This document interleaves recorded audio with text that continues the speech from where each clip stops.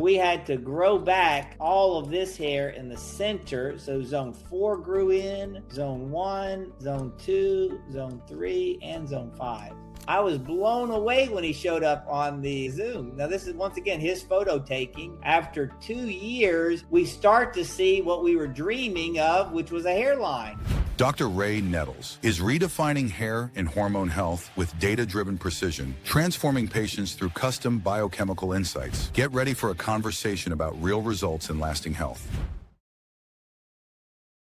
Good morning, Dr. Ray, and welcome back to Q&A with Dr. Ray. All right. Good morning, Tracy. How are you? I'm doing great, thank you. And we have a really great topic today. I've had a lot of people asking about it. People are really interested to know, when is it too late, right? So we want to talk about advanced hair loss today, what's realistic, what's not, what to do about it. All right. Advanced hair loss. When is it too late? Because the hair follicle is living cell organelle, and the follicle can die. It can be scarred and it can die, and then it can just be exhausted, right? There's a point in time where people are bald and the follicle is no longer alive. So it's no longer responsive to our modalities, to our therapies. So I think the best thing we can do, Tracy, probably start with some photos of some cases, and we can look at some cases and we can discuss where we thought where it might have been too late. What I would think about as the person calling in is, without looking under the microscope, it's very difficult to assess the health of the follicle. Mm-hmm. With good photos, we can zoom in and get a good idea of whether or not the hair follicle is still functioning, performing the function of producing hair strands. And if there is vellus hair, at least a little bit of a fuzz, we call it like fuzz on the peach fuzz, then that hair can turn from vellus or peach fuzz to terminal or thick hair. So that's usually the trick. Is there vellus peach fuzz in the area of scalp that we would like to grow hair? Okay, and then we've got 3 cases to look at today. So let's look at Lewis first. Oh, I remember this case very well, Tracy. So this young man sent in his photos from New Jersey. And as you can tell, the photo, and let me try to do a little annotation here. It looked as if there was really no living follicle, especially right here where you see the little dimple, right? The follicle, the scalp started to dimple in that area, meaning there's no living follicle. They're so small that the skin started to sag in that area. So we were nervous about this, him growing hair, but we knew that was never going to happen in year 1, right? So we'll draw out what I imagine would happen. In an androgenetic case, remember the hair loss starts in the center, like a little small circle, and then over time, it will concentrically start to expand. So the return of this hair, we would expect, for example, year 1 and 2, you would be in this circle here. And then year 2 and 3, we would get to this level here. And then this would take us 4 and 5 years. And this is where we are, Tracy, I believe right about 4 years out. And we've almost finished with that little spot in the center. This is absolutely an amazing case. So he thought that he was too far along. And in year 1, he said, "Doc, this is such a slow process." And I said, "Lewis, if we get evidence that this thing is going to turn around and reverse courses, you're going to be a very happy customer."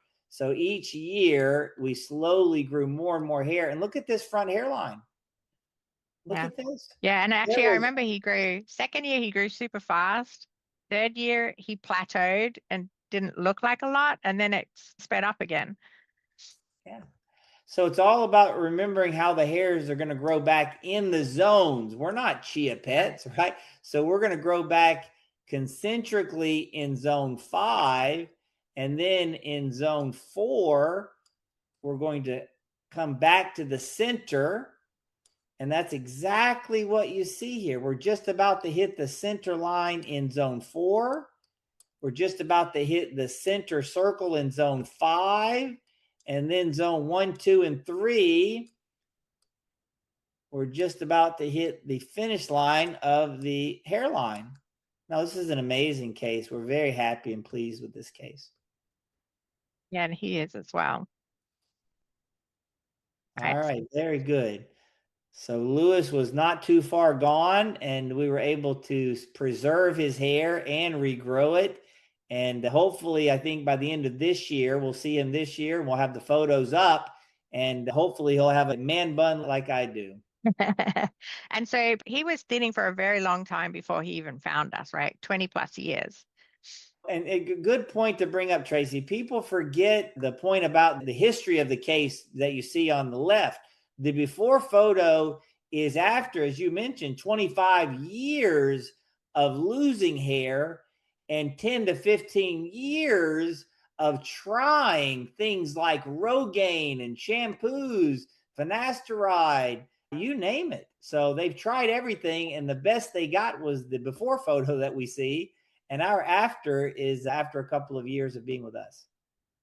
Okay, so here's another one. Another case of advanced hair loss. Maybe, Yes. Tracy, we should start just with the before photo and Yeah. drum roll and see what happens, because there's no way someone would ever imagine that the after would happen. There's no way. The key for Right. this case is this is after only 9 months.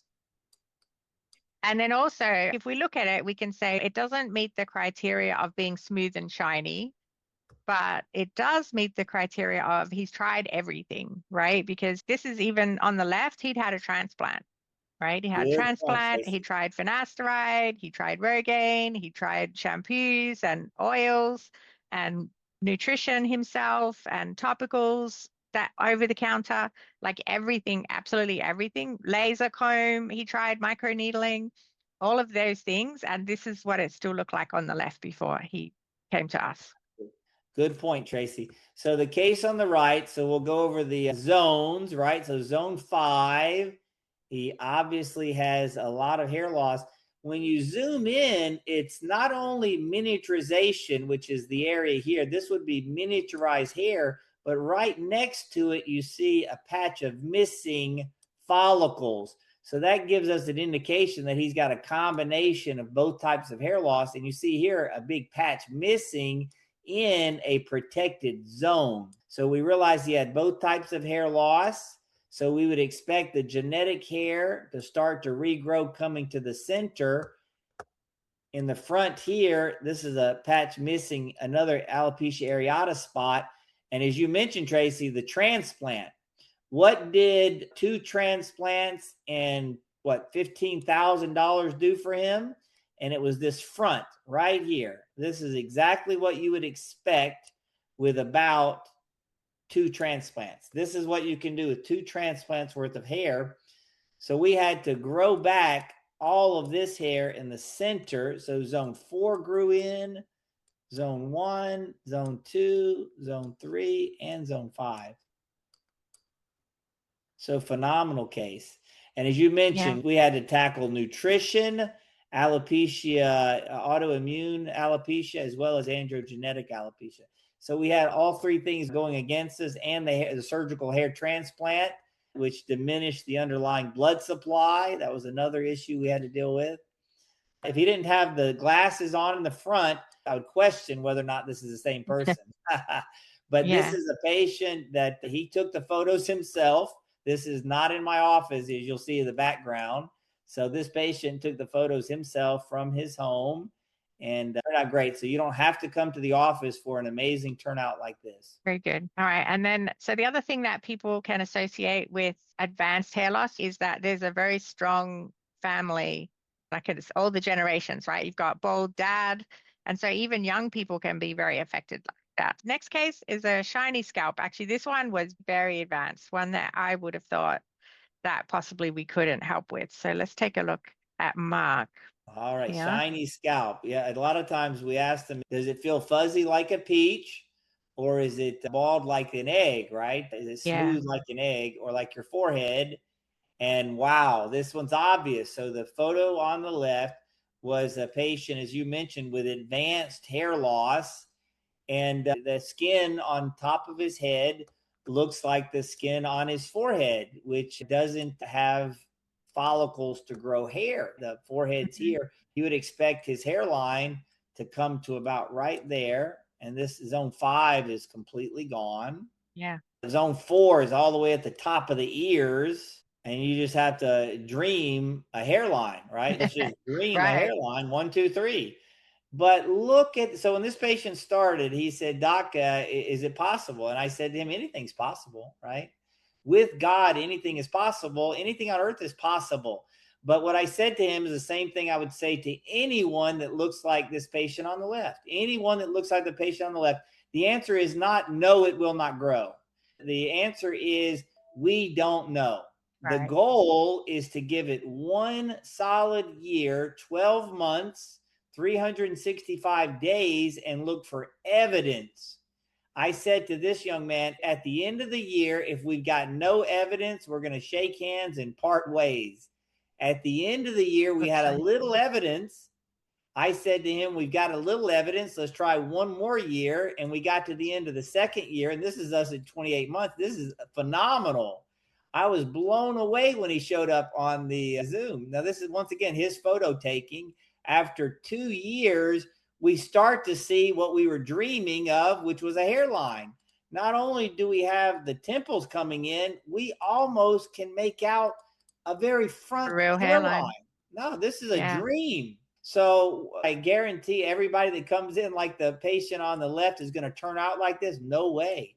But I can tell you, a happy person that made the right decision is this man right here. Yeah. And he is working very hard on his nutrition and his stress management and all of those things. He's doing everything he can, but I'll tell you this, without the customized supplement based on his blood work, no way on God's green earth is this man's hair going to grow. Not only did he have one defective enzyme, he had 2 defective enzymes. His ratio of free T to DHT ratio was probably 1/7, and he had an estrogen, I think, over 40. So this person had problems on top of problems. So we customized a supplement with 2 different ingredients to optimize his biochemistry inside his bloodstream. And that is what causes this hair to grow. Yeah. But it needs both, right? And it also needs the positive attitude because we see. You better believe. Yeah. I think when you see hair growing like this, your attitude gets pretty positive. Yeah, for sure. In fact, maybe one of the coming weeks we'll look at a case where people are not positive. Listen, hard-headed, I've got a room full of those too. Hard-headed where cases should have gone faster, but they didn't. We could have a couple of cases like they should have turned out faster, but they didn't. And you get to the underlying cause, why not? Sometimes, as you mentioned, they're hard heads, they're thinking, and a lot of times they're nutrition. They just did not want to believe that fruits are made of sugar. They just did not want to believe that, Tracy. I know. And all that soda causes problems too. Oh, yeah. No, you got a train wreck of problems in the United States of America. And I imagine it's like the West in Europe. And just like the rest of the world, welcome to the human race. We are messy and messy and messy. Yeah. If you are like these cases, it would be really great. What you can do is you can actually send in your pictures and we'd be happy to look at them for you, right? So no charge, we'll look at your photos. Here's another question for you. If you are one of these people that has very advanced hair loss and they come in, like that last case we just looked at, Mark, for example, what do you look for? All right. So good question. So the first thing I want you to think about is if you're like that person, Mark, that we just looked at, if you're that person, Mark, the first thing that person did was he picked up the phone and he called the office. So the first thing the person needs to do, Tracy, is take action. Sitting at home and watching these videos will not grow your hair. Absolutely not. You've got to take action. So what Mark did, the courage it took, and to pick up the phone to call us. So we rewarded him and was very thankful that he called and we were able to help him. So the first thing we need to do is look at the photos, and he did a very good job taking photos. And when we zoomed in to look for vellus hair, we saw none. That didn't mean no. It didn't mean no to me, and it didn't mean no to him. Obviously, we had a conversation about what was possible. We went over a timeline of expectations, and then we measured our results at those timelines, and we were thrilled with our results each time we measured. So talking about timelines, that's a great question that people ask all the time. So what should you expect if you have advanced hair loss, right? Because you're not going to see something necessarily in 6 weeks or 3 months. With advanced hair loss, what should I expect in a timeline? If you haven't done anything, expect nothing, and expect that to happen about 365 days in a row. Except Okay. that it will get worse, right? Actually. That it will get worse until you get to a point where there's no hair left, there's no follicles left, and then they'll never regrow. So there is a point in time that no one has a crystal ball that can define where the hair follicle is no longer healthy enough to live. So if you're advanced, like those hair loss photos, first thing you should do is pick up the phone, call Tracy, send in your photos, and get started. And the conversation might start with, boy, this is advanced and it's going to be a tough case. But once you get started, we have set timelines, as you mentioned, so we can measure results.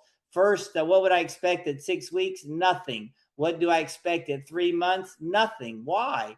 It's how the supplement is going to work. We're not going to do anything in your body today. We're going to be helping you make a brand new enzyme. So every future enzyme that is made inside your body that's created will have the supplement which repairs the defect in the enzyme, which will allow us to control the chemistry in the blood. So if we can do that, then we can send a signal to the DNA in the hair follicle. So it'll take 100 days, about 1% per day, 100 days, 100% of enzymes have been repaired. We can then control the bloodstream's chemistry to control the signal to the hair cell. That gives us at the 6-month mark where we start to see the first signs of hair starting to turn around. So not getting worse, that's our first benchmark. Stop getting worse. That's why the company's called Stop and Regrow, because if you don't stop it from getting worse, you're never going to regrow it. So a lot of times people, Tracy, I think companies are trying to grow your hair with growing agents, and they've never stopped what caused the hair to thin or miniaturize in the first place. So you first stop it, takes about 3 to 6 months, then you can regrow. So at our 12-month first year appointment, we've only got 6 months, 180 days worth of hair growing. So we're really making it difficult for us, or challenging, to get the evidence that's required. But we've been able to do that 100% of the time with 100% of our patients given 12 months. And like we see online all the time, like all these over-the-counter products and oils and things that claim to grow hair and that you'll see results in 6 weeks to 3 months. What do you say about those? Well, I would say in a world with AI and marketing, you can say anything. So I think, like anything, the words and the claims must come from a source, and you must verify the source. So the source of everything that we say about our program comes from me, and you can verify me, Dr. Nettles, and what I've said and what I've done in our experience over the past 20 years. You can't say that with any of these other companies. Who's the person? What do they stand for? What's their reputation? What are the claims? And what's the verification for those claims? So I think it's up to the individual, especially nowadays. You've got to do the homework. You've got to verify your sources of your information. Yeah, that's a very good point. And I think there's a good source too, right? Like with regard to making changes, right? So if you look at the definition of a drug in the US, a drug is anything that has been, or claims, well, actually, it's anything that does actually penetrate inside the body, whether that's orally or through the skin or injectable, right? And it makes a change, it makes an actual change to body chemistry, right? Is considered a drug. So, Yes. so if something does not do that, it's not a drug. And if it's not a drug, it cannot do that. Is that kind of the right logical? Well, so there's marketing and then there's medical marketing. When you use the word drug in the 1980s, people wanted to have a drug that would cure a disease. In the Right. 1990s and 2000s, those drugs caused lots of side effects because the drugs were meant to make profit more than they were to actually cure the diseases. Now, with precision medicine, with molecular medicine, we realize that ingredients can change signals to the DNA inside the cells, but we cannot actually take a medicine to treat a disease. So the word drug, as you mentioned, now has a negative connotation. So we use ingredients that have to be taken out of other forms, raw forms, and then we purify those to create molecular moieties or ingredients that for them to penetrate the body and to make a change, they have to be prescribed by physicians. So if you're getting a molecule not prescribed by a physician, there is zero chance. If you're Yeah. getting a supplement or a molecule that does not come from a physician, that is not prescribed from a physician, there is zero chance that ingredient can go inside your body and change it in a way that could benefit your body or make it worse. So a lot of times the ingredients, they can't benefit us, but they cannot harm us. So a lot of times that would be like salt and sugar pills. So they can't really help, but they can't hurt you. Therefore, it's up to the consumer is the way the laws work, right? Consumer beware. But if you see an actual physician, I'm held to a different standard. I have to help you and not harm you. Okay, good. Very good. Yeah, that was the point I wanted to make, that if it didn't come from a doctor with a prescription, then legally it cannot do anything because it would require it if it did. Absolutely. Good point to make, Tracy. Okay, cool. All right. And then what are the biggest traps that you think people might fall into? The greatest traps that people might fall into, I think, falling for a gimmick that they're going to grow your hair fast, because it's not just that it's a cheap product, because a lot of people are spending a lot of money for stem cells injections and PRPs and a lot of nonsense laser therapy. The problem is not necessarily that it doesn't work, but it's the time that you take away from finding us and something that will work. And that's the biggest problem, because there is a point in time that we cannot turn around this ship. Okay. So we can see a lot of people and we can help a lot of people, but there is a point in time that we're going to get to the end of the year and there will be no evidence. Yeah. And so really then understanding that real root cause is vitally important, right? So if you're just trying all these different things, you try something for 8 weeks and something else for 8 weeks and something else for 10 weeks, and you're not getting any results, that's a lot of elapsed time. And if you don't know what is actually causing your hair loss, how can you treat it correctly? Absolutely, Tracy. If you don't know the cause, you cannot treat it as effectively as knowing the cause. And knowing it at the level of the molecules is just about as precise as we can get at this day and time.